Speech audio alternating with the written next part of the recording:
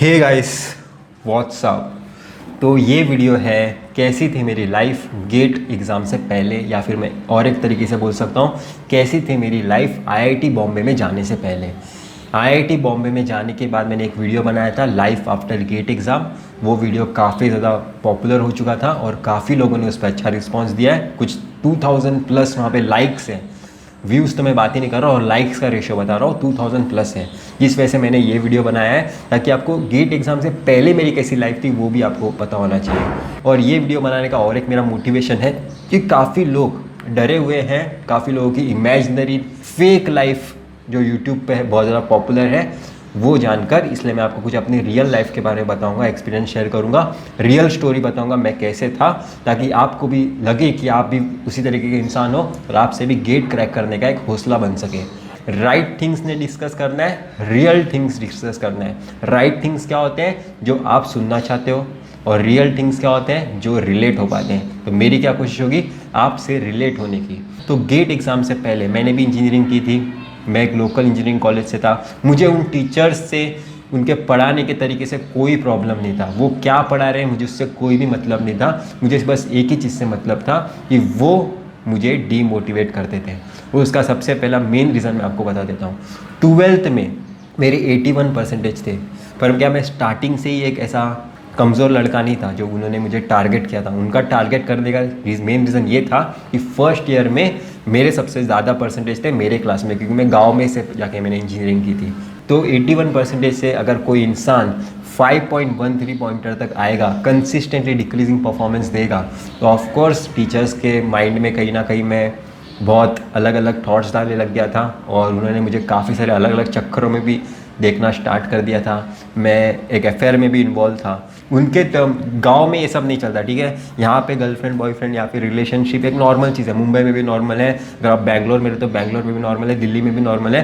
पर महाराष्ट्र के एक गाँव में ये सारी चीज़ें नॉर्मल नहीं थी, तो उन्हें मैं कुछ अलग लगने लगा था। और मेरा भी फर्स्ट टाइम एक्सपीरियंस था, तो मुझे भी नहीं पता था कि कैसे रिएक्ट करते हैं इन सारे सिचुएशन। इस वजह से मैं काफ़ी ज़्यादा टारगेट किया जाता था मुझे टीचर्स से, और मेरा कंसिस्टेंटली डिक्रीजिंग परफॉर्मेंस होने के कारण काफ़ी टीचर्स मुझे डीमोटिवेट किया करते थे। और मैंने कभी भी अपने लाइब्रेरी में कदम भी नहीं रखा था। लाइब्रेरी में जाने का सिर्फ मेरा एक ही रीज़न होता था कि मुझे आईडी कार्ड लेने जाना होगा स्टार्टिंग के दिनों में किसी साल के। वही एक मेरा मोटिव होता था लाइब्रेरी में स्टेप करने का।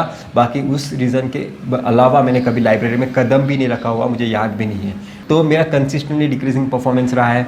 और मैं एनालॉग इलेक्ट्रॉनिक्स जैसे सब्जेक्ट में मुझे केटी मिली है, जो सब्जेक्ट मैंने अभी एमटेक के स्टूडेंट्स को गाइड करता हूँ अनअकैडमी पे। तो और ये कोर्स जो मैं गाइड करता हूँ वो पेड कोर्स है, ठीक है। वो मुझे पे करते हैं उस कोर्स को पढ़ाने के लिए। तो कैसे आप देख सकते हो कैसे मैंने इंजीनियरिंग की थी, मैंने कोई लाइब्रेरी से बुक नहीं पढ़े हैं, और जिस सब्जेक्ट में मुझे केटी थी वही सेम सब्जेक्ट में अभी अनअकैडमी में पढ़ाता हूँ। वो मेरा सबसे स्ट्रॉन्ग सब्जेक्ट है। तो इंजीनियरिंग में आपका कोई भी परफॉर्मेंस हो, आप अपने लाइफ में या फिर गेट एग्जाम में स्पेसिफिकली सक्सेसफुल नहीं हो सकते, या आपको कोई नहीं बता सकता। आपका सक्सेस आपके हाथ में, अभी क्या करते हो उसके हाथ में।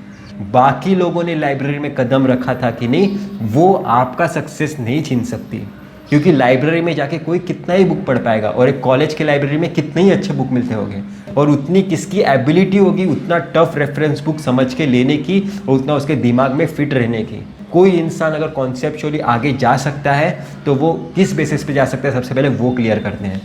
बेसिक्स पता होने चाहिए, फंडामेंटल्स पता होने चाहिए, और उस फंडामेंटल्स को हेल्प से सोचने की एबिलिटी बढ़ानी चाहिए अगर इंसान को अगर कॉन्सेप्चुअली आगे जाना है तो।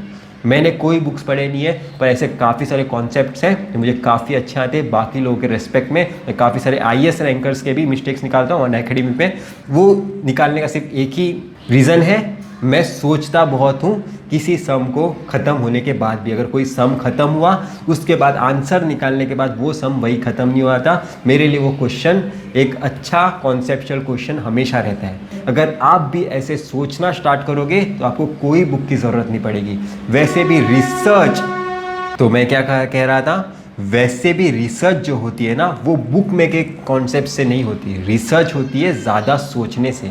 जो भी साइंटिस्ट आइंस्टाइन जैसे जिन्होंने बहुत सारे थियोरी निकाले हैं, उन्होंने थियोरी निकालते वक्त वो बुक्स लेके नहीं बैठे थे, वो थियरीज तब डेवलप हुई थी जब वो आइडियल बैठ के सोच रहे थे, बाद में वो मैथमेटिकल इक्वेशन में कन्वर्ट करने के लिए, ताकि सभी को समझ में आए। हो सकता है बुक्स का यूज़ किया गया हो, काफ़ी सारे चीज़ों का यूज़ किया गया हो, पर कोई भी थियरी या फिर मैं कहूँ कोई भी एक पेटेंट, पेटेंट बहुत ज़्यादा इंपॉर्टेंट वर्ड है, ठीक है। कोई भी पेटेंट जब भी कोई इंसान सोचता है कि ऐसा कोई मैं चीज़ बना सकता हूँ, वो चीज़ वो तब सोचता है जब वो आइडियली बैठा रहता है। मैं आपको बोल रहा हूँ कि पेटेंट फाइल करते वक्त आपको एक वहाँ पे एक चीज़ होती है कि आपका क्या ऐसा एक इंस्टेंट थॉट था जो आपको ये आइडिया प्रपोज करने के लिए मजबूर कर रहे हैं, या फिर आप ये आइडिया सोच पा रहे हो।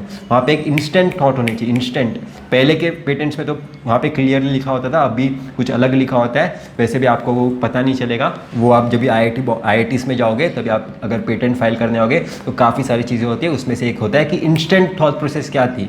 वो बहुत ज़्यादा कंपलसरी रिक्वायरमेंट होती है कि आपको कैसे सोच पाए हो कि ऐसा कोई आइडिया हो सकता है। तो वो सोचने के लिए हमें आइडियली बैठना पड़ता है। आप बुक पढ़ के नहीं सोच सकते, क्योंकि बुक पढ़ते पढ़ते तो बुक में की चीज़ें आएगी ना। अगर जब भी आप बुक के बिना सोचना स्टार्ट करते हो तभी आपका माइंड अपना कंट्रीब्यूशन देना स्टार्ट कर देता है, जो भी आपने अभी तक लर्निंग की थी। रिसर्च करना ज़्यादा बड़ी चीज़ है या फिर पेटेंट करना ज़्यादा बड़ी चीज़ है, सबसे पहले वो समझते हैं। रिसर्च करना क्या होता है, कोई एक पेटेंट होता है या फिर कोई एक डिज़ाइन होता है, किसी इंसान ने सोचा होता है, उस पर आप रिसर्च करते हो।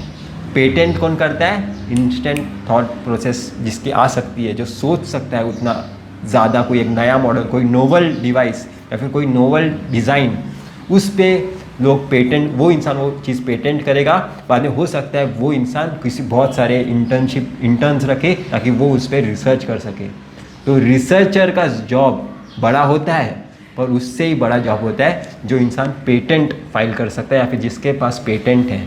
क्योंकि वो पेटेंट या फिर वो डिज़ाइन यूज़ करके अगर कोई प्रोडक्ट बना तो वो इंसान को पास लाइसेंस होगा, ताकि जो भी कंपनी वो प्रोडक्ट को बाय करेगी उसे वो पे करेगी बिना किसी मतलब के, क्योंकि वो उसका वो डिज़ाइन यूज़ कर रहे हैं, उसके पास वो लाइसेंस है उस डिज़ाइन का।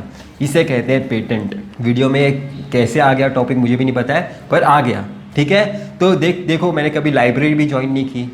एमटेक में रिसर्च होती है, पब्लिकेशंस होते हैं, पेटेंट नाम का कोई चीज़ नहीं होता।